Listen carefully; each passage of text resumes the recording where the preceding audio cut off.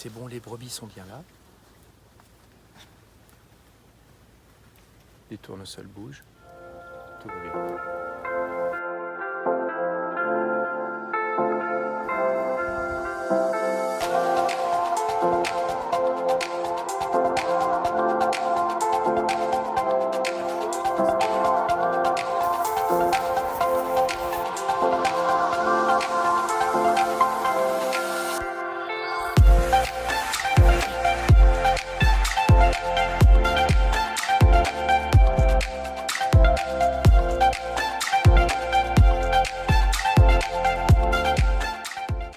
T'as vu comment ça bourdonne?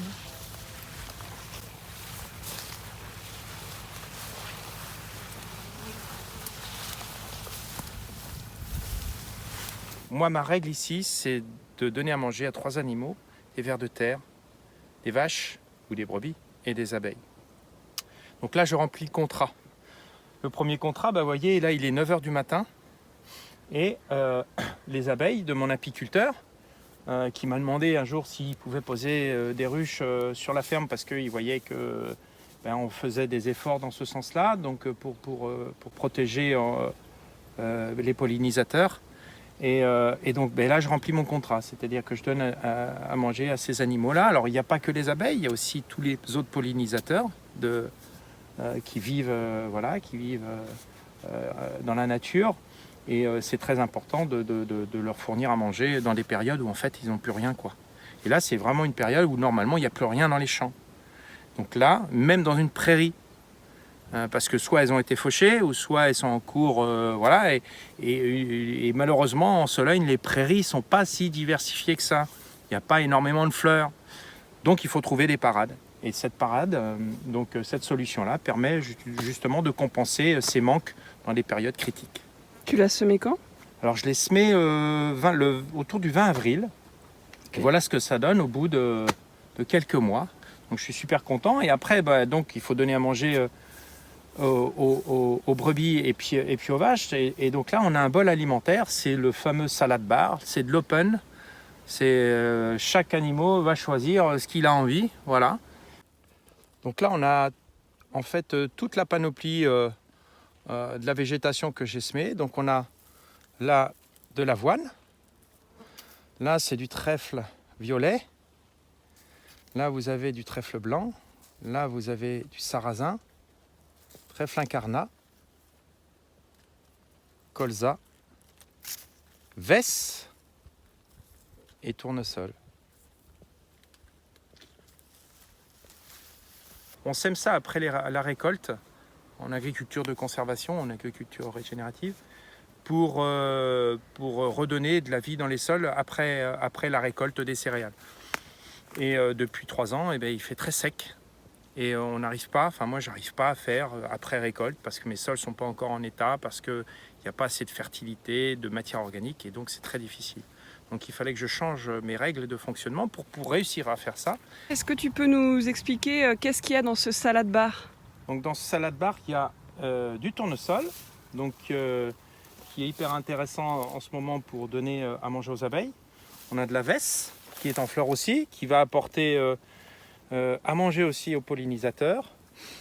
On a de l'avoine qui a bientôt fait son cycle, mais qui va donner à manger aussi aux brebis. On a ici du colza, donc qui est une crucifère, donc on diversifie en fait le bol alimentaire. Et là on a du trèfle qui lui a pour objectif de repartir après avoir été pâturé. Tout le reste va quasiment va mourir, quoi, va être mangé, ça repartira pas. Il n'y a que le trèfle et éventuellement les crucifères qui vont repartir et redonner encore à manger pour les animaux. Et là l'objectif c'est aussi de donner une ration au sol. Donc il y en a une partie qui est piétinée, qui ne sera pas mangée par les animaux. C'est pas grave, c'est pas gâché, parce qu'en fait ça va être la ration pour les micro-organismes du sol, les vers de terre. Et donc le contrat est rempli, encore une fois. Donc les vers de terre, les animaux, que j'élève, et puis les abeilles. Donc le cycle est bien bouclé et bien équilibré. Et comme l'année est aussi favorable à la production de biomasse, ben là on en profite pleinement. Allez, hop, allez les filles, allez, hop.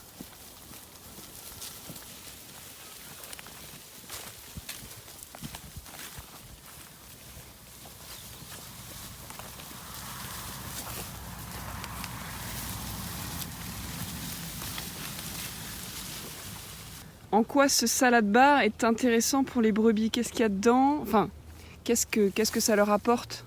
Ce qui est intéressant, c'est que en fait, chaque plante a des propriétés pour aller puiser dans le sol des éléments nutritifs. Et chaque plante va avoir des équilibres différents. Donc, on sait que par exemple, le sarrasin va chercher du phosphore.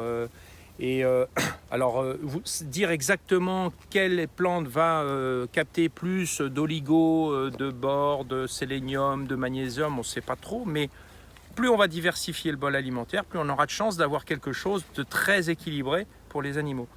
Et ça va se ressentir aussi, puisqu'elle mange du vert et très diversifié, et notamment de l'oléique. On va avoir des animaux qui vont manger, qui vont être très riches en oméga, les bons oméga. Et donc on sait qu'on est dans le vrai, quoi. On sait qu'on va faire de la viande de qualité, des produits de qualité, tout en respectant les équilibres écologiques, et la boucle est bouclée.